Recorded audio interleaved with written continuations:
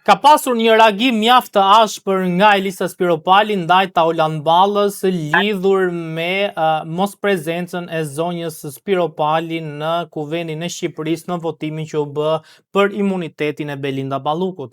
Ka qenë Balla i cili është shprehur se çështjen e mungesës së Spiropalit në atë votim do ta trajtoj në grupin parlamentar të Partisë Socialiste. Nga ana tjetër, Spiropali ka reaguar ndaj tij duke i thënë që mezi po pres që kjo mbledhje të realizohet. Për folur mbi këtë temë dhe tema të tjera, kam të ftuar në një lidhje direkte avokatin Zaqi Islami. Zoti Islami, faleminderit shumë për intervistën. Faleminderit. Zoti Islami, çfarë do thotë kjo përplasje brenda Partisë Socialiste? Asnjë gjë. Zihen si qënd në korrit kush hajt pjesën më të madhe. Mos keni merak, mos kujtoni se do prishet uniteti atyre. Jo zotëri, është uniteti bazuar në krim, është uniteti bazuar në korrupsion. Nuk absolutisht nuk kanë asnjë problem me njëri tjetrin, ata e kanë rregull punën. Zoti Islami, si mendoni çfarë ka ndodhur realisht me Spiropalit dhe Ramës që ka pasur përplasje kohët e fundit? Përplasje interesash, as më shumë as më pak. Përplasje interesash. Shikoj në politik dihet, cili do qytetar në gjithë botën që merr testën e një partie politike, objektivin kryesor që ka të tij e ka të dalë kryetari i saj. Se sa ja arrin, se duhet përdorur për të arritur tjetër punë. Por këto janë përplasje interesash, nuk ka asnjë gjë aty për të quajtur që bo se po bëhet nami, asgjë po bëhet. Gjithçka e kanë normal ata, e kanë rregull.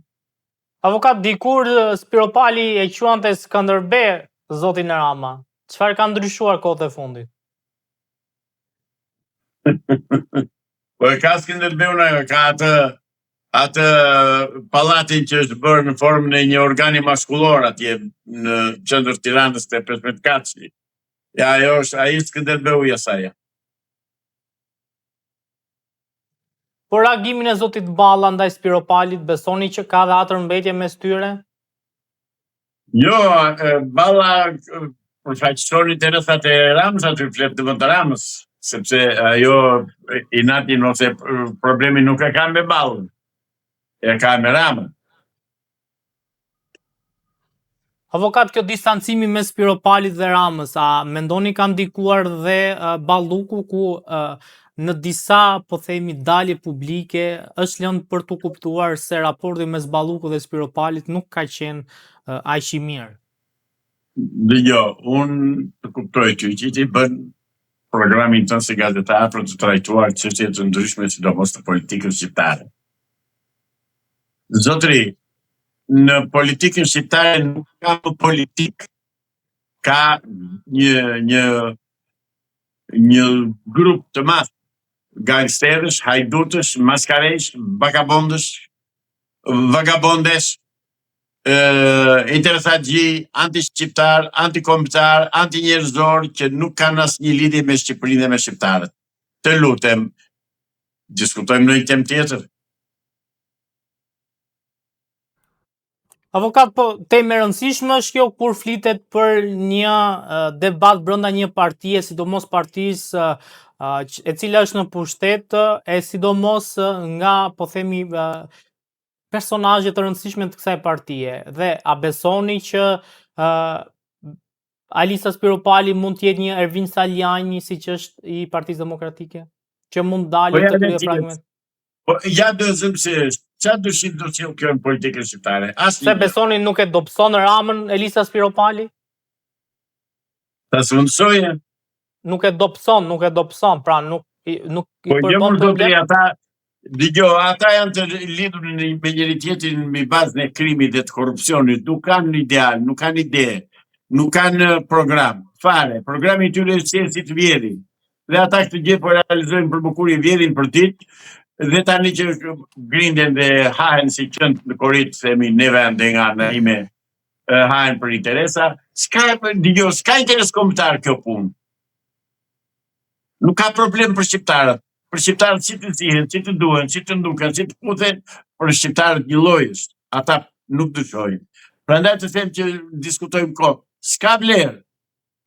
Zoti Islami në fakt është folur për një, po themi, raport mjaft të ngushtë të Elisa Spiropalit me ndërkombëtarët. Dhe lart e poshtë, sidomos në qarqe mediatike, flitet për një udhëzim që Elisa Spiropali ka marrë nga ndërkombëtarët që të mos e votojë, që të mos shkoj, po themi, në votim për të votuar kundër heqjes së imunitetit të Belinda Ballukut. Mendoni që Elisa Spiropali është shenjë e parë që ndërkombëtarët po mundohen që t'i dalin kundër Ramës dhe ta rrëzojnë Ramën? Ata ndërkombëtarët janë Spiropalër të tërë. Janë ashtu Tauland Ballës të tërë, janë Edi Ramër të tërë. Zotëri, po që po me ti puna që të na zgjidhin problemet ndërkombëtarët mirë neve.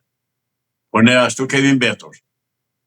Ne kemi mbetur për të tallur, për të nëpërkëmbur, për të shtyrë, për të pështyrë, për të shkelur, për të përbuzur në mënyrën më të egër dhe më të poshtër, më të ullët të mundshme, që diskutojnë që janë ndërkombëtarët, sepse po flitet shumë ndërkombëtarët dhe media këtë punë bënë. Këtyre që janë? UFO janë? Ndërkombëtarët kanë adres, kanë zyrë, kanë emër, kanë biemër. Përfaqësojnë diçka, përfaqësojnë dikë. Pse citoni me emra? Po thoni fjalën ndërkombëtarët. Ndërkombëtarët është UFO, shoku. Kaq është fjala ndërkombëtarët, UFO, as më shumë as më pak. Zoti Islami, ka ardhur koha që të ketë një lloj, po themi, ndryshimi në Shqipëri në aspektin e mënyrës se si votohet, pra reforma elektorale të jetë që t'ju jap shanse të barabarta për të gjithë dhe të votohet, mos ketë deformim të votës së shqiptarëve, dhe sa e realizueshme është kjo në Shqipëri me kryeministrin Edi Ramën? Është e parealizueshme me këdo kryeministër që të kesh në Shqipëri nga këto forca politike që janë sot në fushën politike shqiptare. Është e parealizueshme. Asnjë nga këta s'ka interes që të bëjnë interes ashtu zgjedhje të lira dhe të ndershme. Asnjë nga këta s'ka interes që të ikin nga karrikja. Unë ua them shqiptarëve, në qoftë se ne nuk përmbysim komplet këtë kast politike që ka uzurpuar parlamenti shqiptar, nuk kemi gjë në Terezi, jemi të vdekur e të pambuluar, jemi të shitur, jemi të shkelur, po na shkel i ligu, po na shkelen gjyqtarë e prokuror të korruptuar, po na shkelin gjyqtarë dhe prokuror që janë në dispozicion të diktaturës, jo të drejtësisë.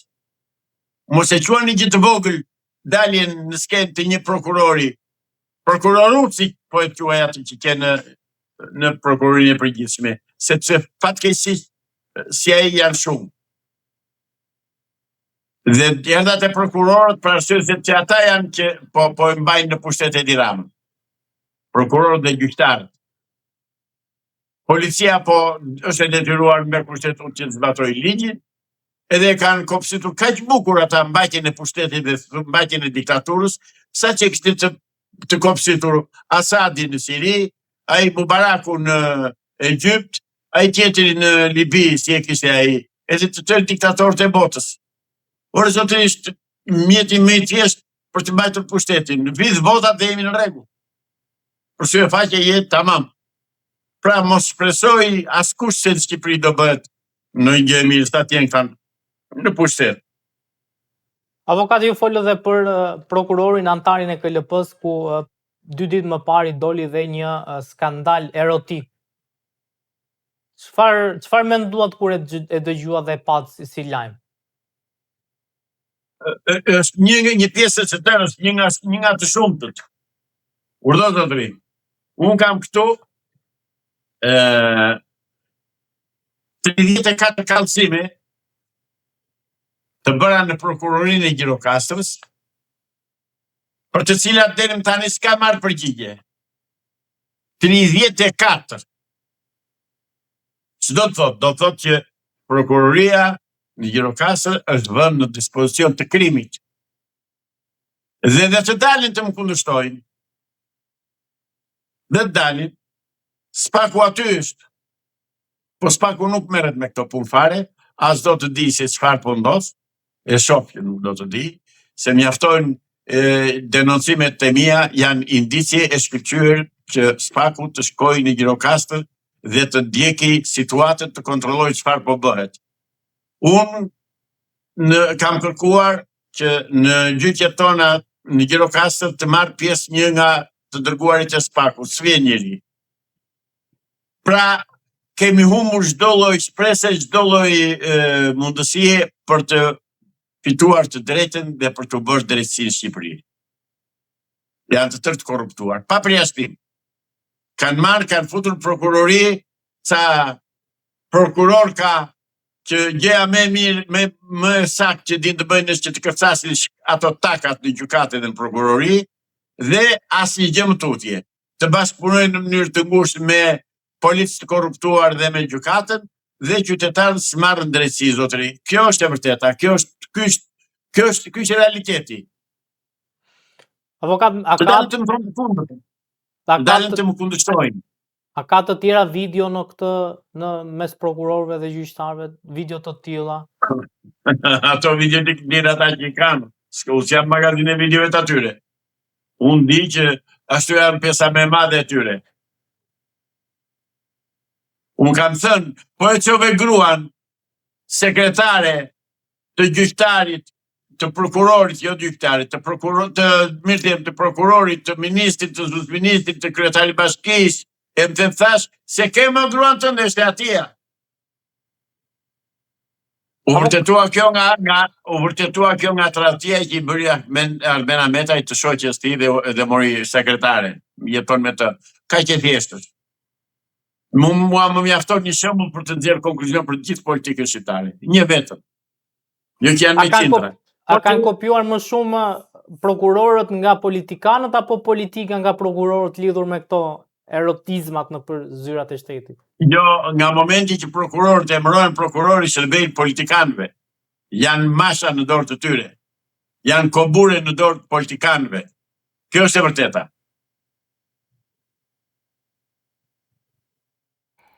Zoti Islami, çfarë masash duhet marrë ndaj këtyre prokurorëve?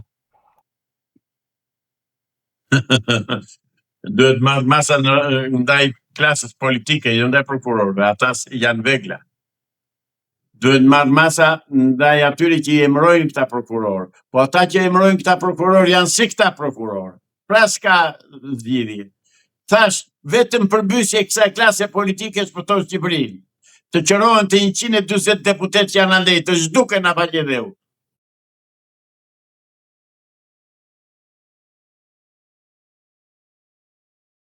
Ditën e djeshme është lajmëruar se Adriatik Lapa i ka dhënë fund protestës para kryeministrisë. Si e cilësoni këtë protestë në fund të saj?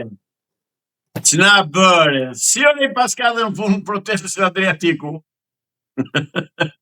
Pa ai sikur premtoi që tek pull do kundërshtonte të kryeministrin, bëri dhe debat të ashpër shumë, të egër me kryeministrin.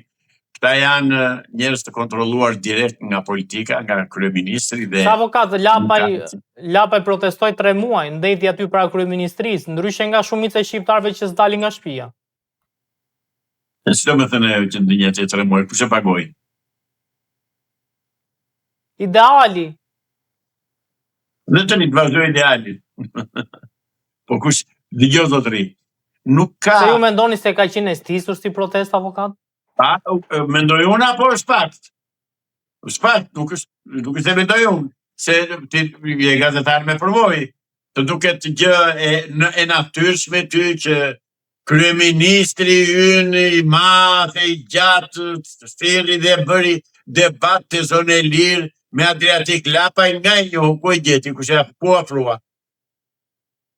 Se nëse do bëte, do ishte burr kryeministri, do e përgjigjej asaj zonjës që është me të vërtet zonjë shqiptare, Ambrozia Metës. Ajo që i vë 2 këmbë në një këpucë Edi Ramës, sa detyrohet që të ulë të bjeraq poshtat i thotë dil nga salla. Aq i tillë burrë Edi Rama. Nga ata, ajo i bën opozitë Edi Ramës. Jo Adriatiku. Jo që Adriatiku në buri Sorosi. Ka punuar të Sorosi Adriatiku. Nuk mund të bëhet Adriatiku opozitë Edi Ramës. Avokata, ka shumë gazetarë si Ambrozia që i flasin troç kryeministrit, ashtu si ndoshta duhet folur me një zyrtar që nuk t'jep përgjigje? Ka parë dhe një gazetar tjetër, nuk kujtohet emri tani, po Ambrozia Meta është perfekte gazetare e mirëfillt. Është gazetare në kuptimin e plot të gazetarisë. Prandaj dhe e pengon ai pallosh i gjatë, se i thot mirë, Belinda që i thot pallosh. Se s'ka, se është dhe idiot. Vetëm edhe gomarllëqe të tilla kundërshton publikisht nxjerr gazetaren jashtë sepse nuk është në gjendje të jap përgjigje. Ky është gomarllëkujtia. Ose atë ai politikan s'është, ai është një sharlatan, një dallkauk që di vetëm të jap urdhra, të bindin ata semenët që ka rreth rrotull vetes. Kaq është ai, s'është politikan ai, se ka iden fare. Ai e vetmja me të cilën duhet të bënte debat, por që s'ka se si debaton me të, sepse ai ishte i lërosur me mut të koket e këmët, është që ishte ajo gazetare që do debatonte me të dhe do dilni në një të mesme të përbashkët. Mirë po me Ambrozia nuk i bëhet shaka, se ajo i kërkon ato që ai si vendot. Ajo i kërkon ato përgjigje që ai nuk është në gjendje të jap përgjigje. A mendoni që duhet që gazetarët dhe po themi shoqëritë mediatike të ndryshme të ishin solidarizuar me Ambrozia Metën? Se bëjnë dot, se po të bëjnë gjithë tillë pushojnë nga puna, se median e ka e dirama në dorë. Urdhëro, shkojmë tek report televizion. A e pushoi këtë Gjirokastrit gazetari? E pushoj nga puna, pse? Çfarë? Sumuar vesh.